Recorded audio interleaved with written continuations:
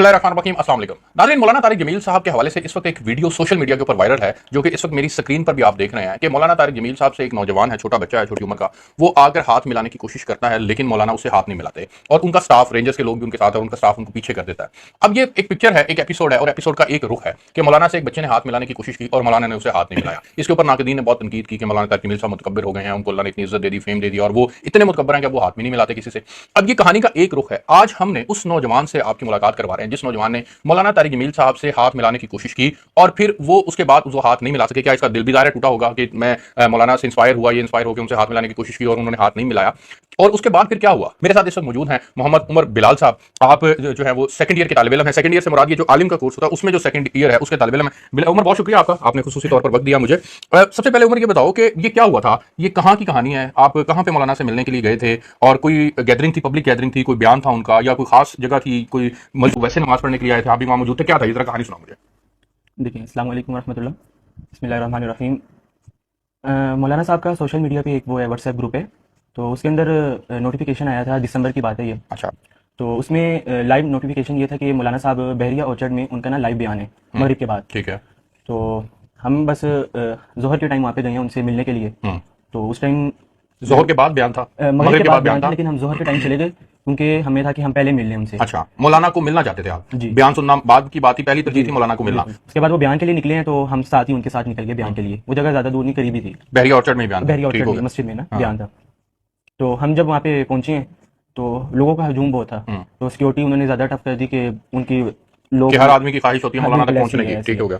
तो मैं बस उनके साथ ही, रेंजर्स वगैरह के साथ ही ना, ये मौलाना साहब ने एंटर होना था मिंबर वाली साइड से, यानी मस्जिद की बैक साइड से। ठीक है। और मस्जिद की जो फ्रंट साइड थी वो उन्होंने बंद की हुई थी। ठीक है। ताकि लोग वगैरह एंटर ही ना हो उस साइड से। कितना अंदाजन कोई मस्जिद भरी, वो जो मस्जिद थी या वो वैसे कोई और मस्जिद थी और उसके बाहर जो था वो ग्राउंड था। ठीक है, वो सारा भरा हुआ था? हाँ जी, वो तकरीबन 5-7 हजार लोग थे? नहीं, वो इतनी नहीं है असल में, लोगों को ज्यादा पता नहीं था। ठीक हो गया। वहाँ बहरिया ऑर्चर्ड के लोग थे और उन्होंने 2-3 हजार आदमी होंगे तकरीबन। अच्छा, ठीक हो गया। साथ मस्तूरात का भी था साइड पे, एक साइड। ठीक है।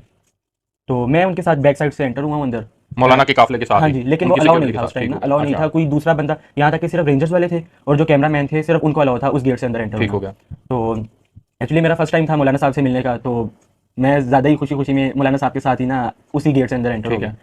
तो वो इस तरह मस्जिद के अंदर एंटर होकर ना उन्होंने नफल के लिए मुड़े हैं, तो साथ ही ना मैं काफी फासले पे था। वो वीडियो के अंदर ज्यादा यानी जूम नहीं दिखाया, लेकिन मैं फासले पे था और मैंने हाथ आगे कर दिया।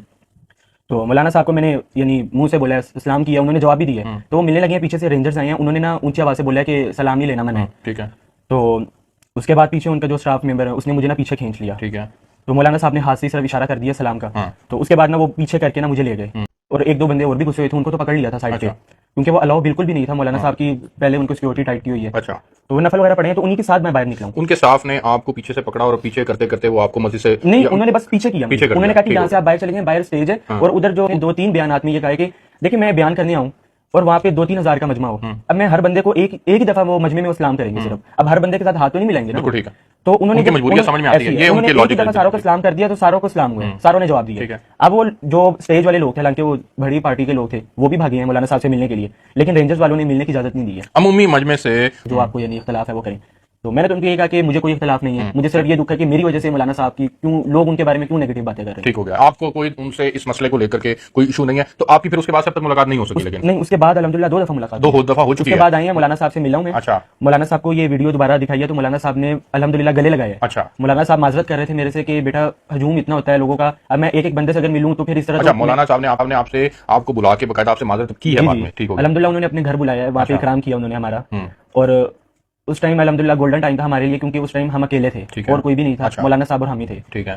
तो मैं तो मौलाना साहब के मैंने सबसे पहले जाके मौलाना साहब से माजरत की, क्योंकि बेसिकली देखा जाए तो आप ये समझना कि आपकी वजह से हुआ, मेरी वजह से। ठीक हो गया, ये अच्छी बात है। मैं इस चीज को समझता हूँ कि अगर मैं एक चीज अलाउ ही नहीं है, एक जगह जाना अलाउ नहीं है हुकूमत की तरफ से भी, अगर हम वो एक तरह का मैंने गलत किया वहाँ पे, अगर मैं ना जाता, ना इस तरह की कोई वीडियो बनती, ना मौलाना साहब के खिलाफ लोग होते, तो मेरी गलती थी। फिर मौलाना ने उस पर क्या रद्द दिया अपना? मौलाना साहब ने तो सबसे पहले, हालांकि उनका कोई हक नहीं बनता कि वो मेरे से माजरत करें, वो माशाल्लाह अल्लाह वाले। हाँ जी, अल्हम्दुलिल्लाह। अच्छा। तो मैंने भी उनसे माजरत की और उसके बाद उन्होंने फिर कहा कि गले वगैरह लगाया, उसके बाद उन्होंने घर बुलाया, फिर इकराम वगैरह किया, फिर उन्होंने खुद कहा कि उस टाइम अगर नहीं यानी सलाम हो सका तो आप मेरे साथ पिक ले लो। अच्छा। तो उनके साथ अल्हम्दुलिल्लाह बैठे, पिक वगैरह ली, वीडियोस बनाई। ये पिक्स आप देख भी रहे हैं साथ साथ स्क्रीन के ऊपर जी। तो उसके बाद फिर मौलाना साहब ने कहा था कि बैठो, लेकिन ना बस हम लोगों ने यही समझा कि हमारा अल्हम्दुलिल्लाह मेन काम था कि मौलाना साहब को बताना कि हमारी गलती थी यहाँ पे, ताकि मौलाना साहब के दिल में कोई ऐसी बात नहीं। अलम